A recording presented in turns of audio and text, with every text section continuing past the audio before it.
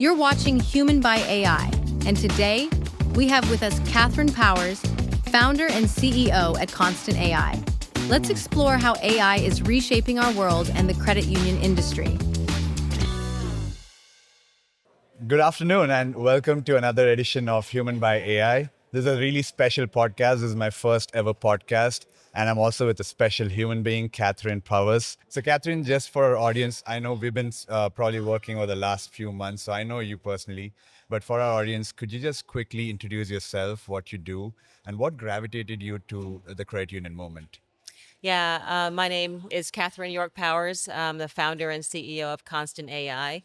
And we have been attacking this dusty corner of banking called loan servicing. So if you think about things like skip a pay, due date changes, deferments, et cetera, which have typically been manually done in the back office, we've automated that. And we've recently layered an agentic AI voice layer so that we can deliver this in all channels. I'm super excited about this partnership with you, with Ashish, Abhishek at Eltropy. It's been already going great, and we haven't even lifted off yet. Yes. And ma'am, for our audience, could you just quickly, I know you have a very interesting past. I want you to kind of quickly describe to our audience how you got here. What brought you to the credit union movement? Yeah, so uh, a long path. I actually started my early career as a lobbyist, Oh. but I lobbied on a lot of important issues, labor issues, important to me, I should say. Labor issues, so for Screen Actors Guild, protections for performers. So that's things that are about helping people. And so fast forward, I ended up working in the solar industry. I was head of M&A for SunEdison, which is a global solar company.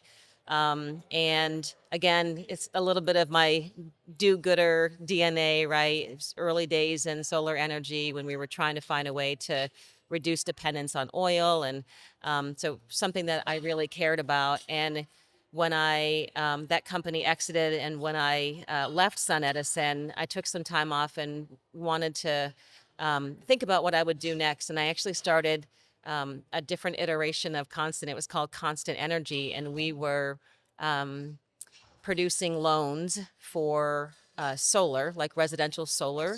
And then that turned into rooftop loans because you need loans on the rooftop as well for solar. And then home improvement. And the issue for us was it was so hard to service those loans. It was all manual. And we decided to solve that problem ourselves. And that's kind of how we ended up in the space, is trying to do something for ourselves. And then we realized that other financial institutions could use this. And we love the credit union space because, and it's part of my own DNA about people caring about people. That's kind of how we ended up working in the credit union space. We wanted to go to a place to present this offering to people who would care about member experience. Right. And from your lens, Catherine, what's the biggest blind spots in the industry right now? I know you guys chose to get into the loan processing and loan servicing space. What's the biggest blind spots there in the credit union space? Yeah, I mean, it's hard not to look through my lens, look through our lens, because we always thought that loan servicing was the blind spot, right? So when you think about investment, everyone's sitting around the table at a credit union, really any financial institution, but let's use credit unions. Strategic planning, what are we going to invest in? And there's this hot new technology to produce more loans, to get more deposits, to bring in more members. That's all like on the, origination, if you will, general, using that term generally, and creating more efficient processes in the background. Typically, that's why I said this is a dusty corner of of banking, because that typically isn't where investment has gone. So, kind of a blind spot, but I think it's been more intentional in that direction. But people really care now about the employee experience, the member experience, and given the market that we're in, now efficiencies matter. Yes, absolutely. And if we had to double click on that a little bit, with the new advancements of AI, how has this changed your workflow and your, how you solve these issues? Like, has this changed over the last few years? If so, how? Yeah, so the way we were helping to solve this, so automating this so that members can self-serve these things that I mentioned, we were doing it mostly, exclusively in digital banking, because that's the channel that most credit unions focus on. And there's always been this belief that like the call center, solving that for the call center, I think was harder to do. But when generative AI, that wasn't quite ready or able to help complete those complex tasks.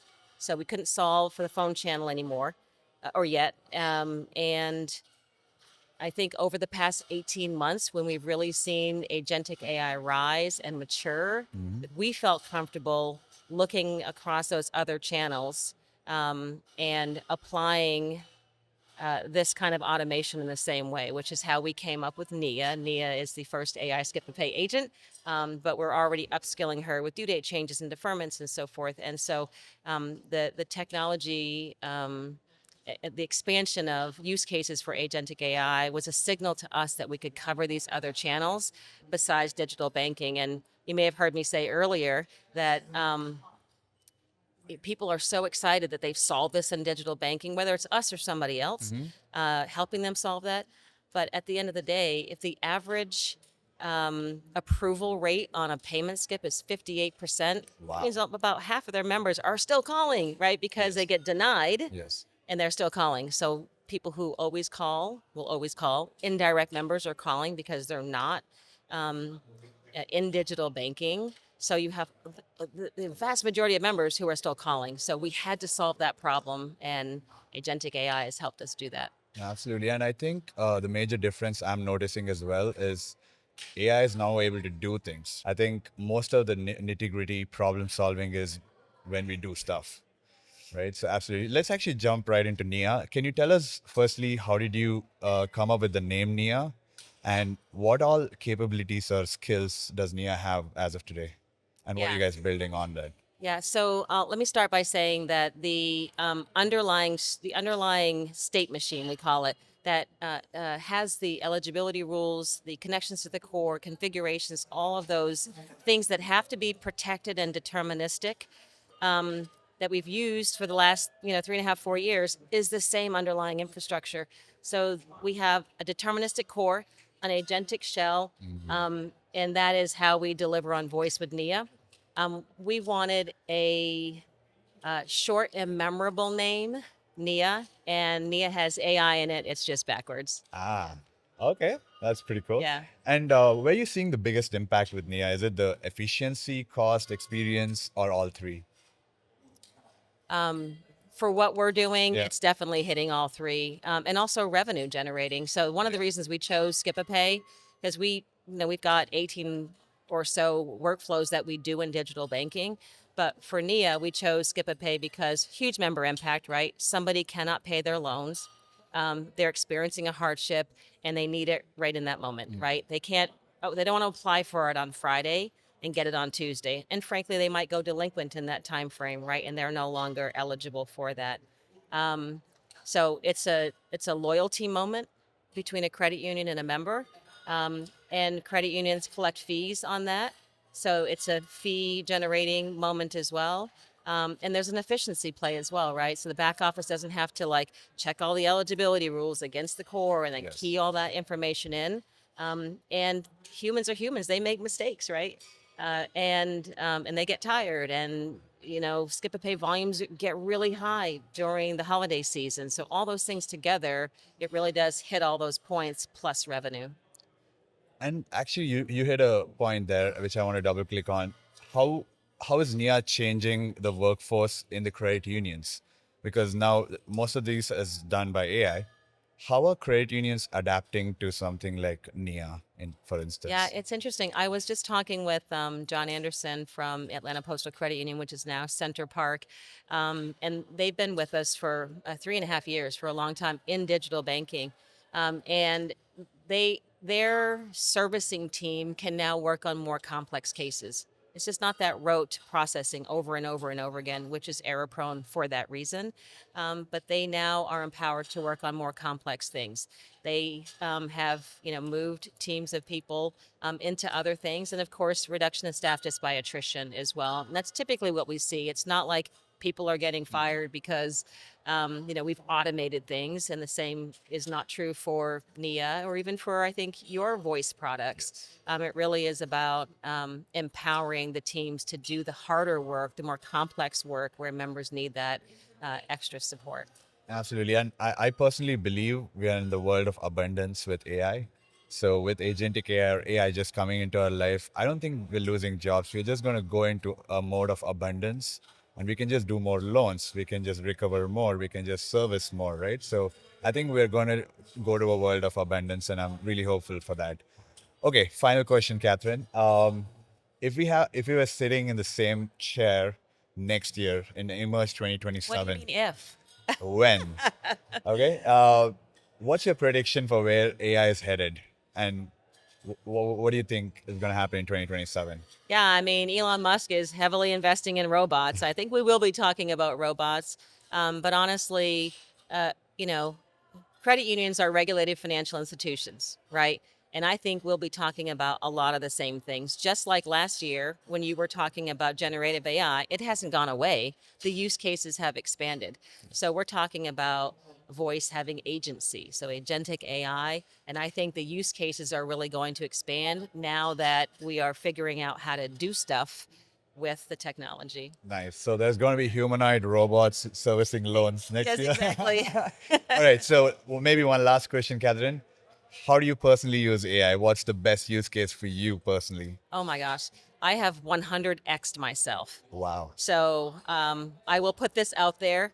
Our entire website I built vibe coded, 100%. way. All my presentations that I did here, that I did GAC and other places, 100% vibe coded by me. I am a platinum vibe coder on Lovable.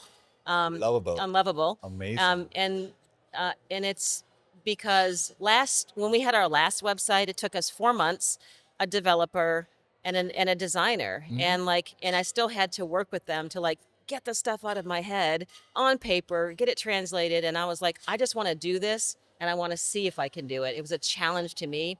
So I am all over, Lovable, Replit, all these different technologies for things that I need to do. I'm very independent from that perspective. I just want to go and get it done, and I know what's in my head.